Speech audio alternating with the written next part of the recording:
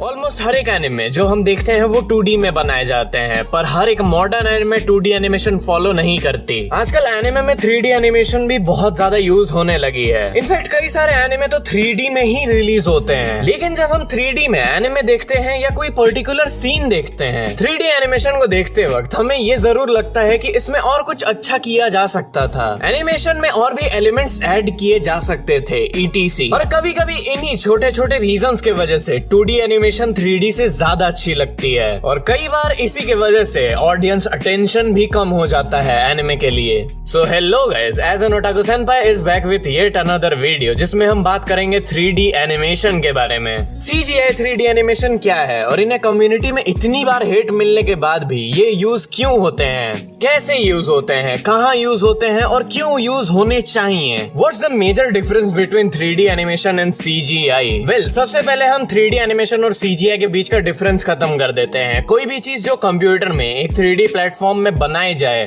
वो CGI होती है। तो अगर हम जो CGI 3D प्लेटफॉर्म में बनी है हम उसी को एनिमेट करेंगे तो उसे कहेंगे 3D एनिमेशन। एक टाइप से CGI एक ड्राइंग ही है जो कंप्यूटर में 3D प्लेटफॉर्म पे होती है, और जब ऐसी ही ड्राइंग मिलकर एक मूवमेंट शो करे वो 3D एनिमेशन है। 3D एनिमेशन एक दूसरा फॉर्म है एनिमेशन का, just like 2D animation, but 3D animation एक टाइप से 2D एनिमेशन का इवॉल्व्ड फॉर्म है। एनिमेशन काफी सालों से इवॉल्व कर रही है, सिर्फ इस एनिमे के फील्ड में नहीं, एनिमेशन ऑलमोस्ट हर जगह है। पर चाहे वो 2D एनिमेशन हो चाहे 3D, इन्हें बनाना बहुत ज्यादा मुश्किल होता है। 3D एनिमेशन का काम और भी ज्यादा एफिशिएंट और इजी कर देता है, जिसमें कि आपको ड्राइंग आना जरूरी नहीं है। इसमें आप कोई भी ह्यूमन फिगर या किसी भी चीज को डायरेक्टली एक 3D प्लेटफॉर्म में कंप्यूटर के अंदर बना सकते हो, और जैसे ही आपका फिगर तैयार हो जाता है फिर आपको कैरेक्टर मूवमेंट्स वगैरह सेट करने पड़ते हैं। पर 2D एनिमेशन में ऐसा नहीं है, उसमें हर एक फ्रेम ड्रॉ करना पड़ता है, और इसीलिए 3D एनिमेशन सिंपल और लेस टाइम कंज्यूमिंग होती है, जिसकी वजह से प्रोजेक्ट ओवर बजट नहीं होता।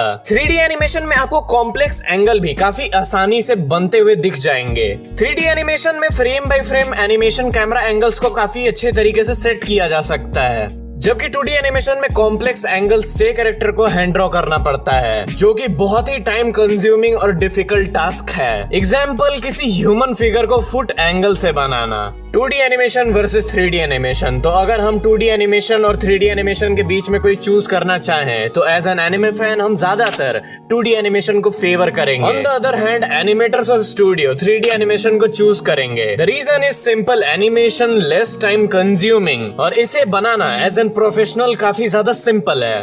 3D एनिमेशन ज्यादा इजी है और इसमें कॉम्प्लेक्स एंगल से ड्रॉ करने का चक्कर भी नहीं पड़ता, जिसमें ज्यादातर एनिमेटर्स स्ट्रगल करते हैं। अगर आपको ड्राइंग की मिनिमम नॉलेज भी है तो आप 3D एनिमेशन कर सकते हैं। और बस इतना ही नहीं, 3D एनिमेशन में हर एक फ्रेम में ड्रॉ करने की जरूरत नहीं पड़ती, जिसकी वजह से एनिमेटर्स का प्रेशर काफी ज्यादा कम हो जाता है। Then why anime industry uses 2D animation if 3D is better? तो अभी आप ये जरूर सोच रहे होंगे कि 3D अगर इतना ही एफिशिएंट और इजी वे है एनिमेशन का, तो अभी भी एनिमे इंडस्ट्री में 2D एनिमेशन ज्यादा क्यों यूज होते हैं, जबकि हम जानते हैं कि ये एनिमेटर्स पे कितना ज्यादा प्रेशर डालती है? तो इसका आंसर थोड़ा सा सेंटिमेंटल हो सकता है। सी द थिंग इज, जब आपको एक चीज बहुत ही ज्यादा अच्छी लगने लगती है तो अगर उसका एक सुपीरियर फॉर्म भी आ जाता है उसके बाद भी आपको वो पुरानी चीज ही पसंद रहेगी। बस इसी तरह चाहे जितना भी 3D एनिमेशन प्रेफर किया जाता हो, चाहे जितना भी वो सिंपल हो, लेकिन 2D एनिमेशन से एनिमे इंडस्ट्री को लगाव है, और बस इंडस्ट्री को ही नहीं बल्कि हम ऑडियंस को भी वही पसंद है,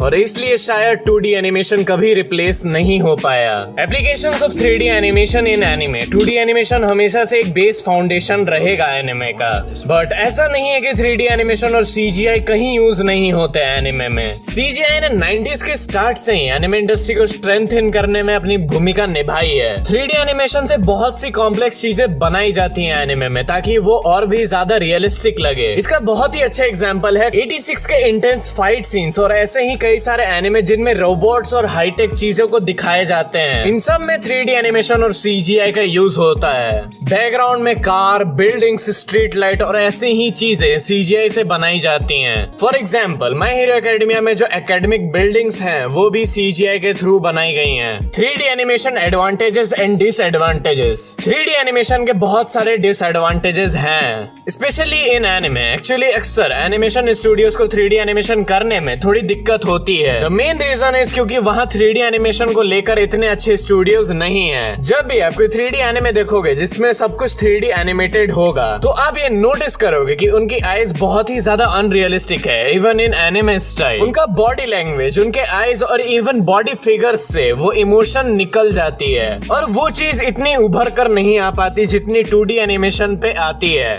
it's all about experienced artist. Japan में भी अभी 3D एनिमेशन को लेकर इतनी डिमांड नहीं है, बट 3D एनिमेशन के काफी सारे एडवांटेजेस भी हैं, जैसा कि हमने वीडियो में पहले ही बोल रखा है कि ये कितना इजी और लो बजट हो सकता है। कम्युनिटी में हमेशा से 3D एनिमेशन को नापसंद करते आए हैं। आई मीन जापान वालों से अगर 3D एनिमेशन नहीं होती तो क्यों ही ऐड करना है उसे। बट स्टिल हमें ये भी देखना पड़ेगा कि इसके मेरिट्स भी बहुत सारे हैं। ये बहुत ही मनी सेविंग है, और इसलिए ओवर द इयर्स आज भी हमें एनिमे में सारे बैकग्राउंड्स 3D एनिमेटेड दिखते हैं, और मे भी इसीलिए 3D एनिमेशन की एक अलग नीड है आज एनिमे में। और इसी हाई नोट पर आज की वीडियो यहीं पर खत्म होती है। आई होप कि आपको ये वीडियो पसंद आई होगी। अगर पसंद आई है तो वीडियो को लाइक और चैनल को सब्सक्राइब करना मत भूलना। वीडियो को शेयर कर देना अपने फ्रेंड्स के साथ। हम आपसे मिलेंगे किसी और दिन किसी नए वीडियो में। तब तक के लिए सायोनारा।